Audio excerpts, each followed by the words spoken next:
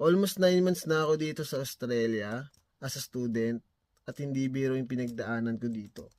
Kailangan mo ng mahabang pasensya, makisama, lakas ng loob para sa hamon mo sa araw-araw. Gigising ka sa umaga, mag-aalmusal, papasok sa trabaho, then uuwi ka na ng gabi. Then once a week, need mong pumasok sa school. Tapos yung school mo pa, ay sobrang layo, 120 kilometers. So para kang bumiyahe ng Mandaluyong to Tarlac. Kung sa Pinas ka, 'di ba, ang layo. Pero dahil nga merong train dito, tawagin dito is V-Line, mas madali mong napupuntahan yung mga lugar na gusto mong puntahan kahit malayo pa. Kasi bilis niya yung speed of light. Char lang. Take note lang guys hindi ba porkit nasa abroad guys, madami ka ng pera. Madaming pera yan, big time yan.